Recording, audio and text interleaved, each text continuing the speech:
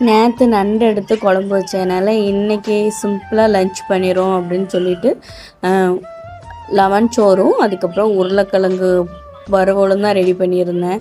ரெண்டுமே ஈஸியான ரெசிபி தான், டக் டக்குன்னு பண்ணி முடித்தாச்சு. இன்றைக்கி ஒரு 11:30க்கெலாம் மதிய சாப்பாடு எல்லாமே சமைச்சு முடிச்சிட்டேன்.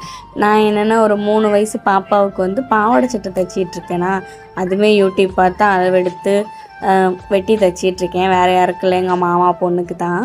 ஒரு பட்டு சாரீ ஊர்லேருந்து கொண்டு வந்திருந்தேன். அது ரொம்ப நாள் அப்படியே இருந்துச்சா, சரி நம்ம சும்மா தானே இருக்கோம், அவளுக்காட்டு வெட்டி தைச்சி கொடுப்போம் அப்படின்னு சொல்லிட்டு தான் வெட்டி தைச்சிட்ருக்கேன்.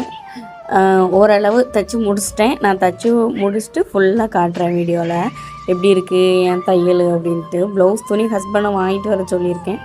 அவங்க வாங்கிட்டு வந்ததுக்கப்புறம் அடுத்து ப்ளவுஸை உட்காந்து தைக்க ஆரம்பிக்கணும். நமக்கு எப்படின்னா எங்கள் அம்மா ப்ளவுஸு, அப்புறம் என் ஹஸ்பண்டோட அம்மா ப்ளவுஸு அப்படின்னு சொல்லிட்டு நமக்கு நேரம் போகணும்ல அப்படின்னு சொல்லிட்டு அவங்க ப்ளவுஸை தைச்சி பழகினா தான் குறை சொல்ல மாட்டாவா. அதனால் அவங்க ப்ளவுஸை தைச்சி பழகிட்டு இருப்பேன். அதுக்கப்புறம் லெமன் ரைஸ் கிண்டிட்டு அப்புறம் உருளைக்கிழங்கு வறுவலும் வச்சுட்டு நானும் என் பையனும் நேற்று நண்டு எடுத்து குழம்பு வச்சதுனால இன்றைக்கி சிம்பிளாக லஞ்ச் பண்ணிடும் அப்படின்னு சொல்லிட்டு லெமன் சோறும் அதுக்கப்புறம் உருளைக்கிழங்கு வறுவலும் தான் ரெடி பண்ணியிருந்தேன். ரெண்டுமே ஈஸியான ரெசிபி தான், டக் டக்குன்னு பண்ணி முடித்தாச்சு. இன்றைக்கி ஒரு 11:30கெலாம் மதிய சாப்பாடு எல்லாமே சமைச்சு முடிச்சிட்டேன்.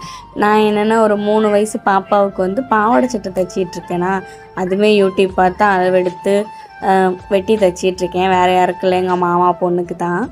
ஒரு பட்டு சாரீ ஊர்லேருந்து கொண்டு வந்திருந்தேன். அது ரொம்ப நாள் அப்படியே இருந்துச்சா, சரி நம்ம சும்மா தானே இருக்கோம், அவளுக்காட்டு வெட்டி தைச்சி கொடுப்போம் அப்படின்னு சொல்லிட்டு தான் வெட்டி தைச்சிட்ருக்கேன். ஓரளவு தைச்சி முடிச்சிட்டேன். நான் தைச்சி முடிச்சுட்டு ஃபுல்லாக காட்டுறேன் வீடியோவில் எப்படி இருக்குது என் தையல் அப்படின்ட்டு. ப்ளவுஸ் துணி ஹஸ்பண்டை வாங்கிட்டு வர சொல்லியிருக்கேன். அவங்க வாங்கிட்டு வந்ததுக்கப்புறம் அடுத்து ப்ளவுஸை உட்காந்து தைக்க ஆரம்பிக்கணும். நமக்கு எப்படின்னா எங்கள் அம்மா ப்ளவுஸு, அப்புறம் என் ஹஸ்பண்டோட அம்மா ப்ளவுஸு அப்படின்னு சொல்லிட்டு நமக்கு நேரம் போகணும்ல அப்படின்னு சொல்லிட்டு அவங்க ப்ளவுஸை தைச்சி பழகினா தான் குறை சொல்ல மாட்டாவா.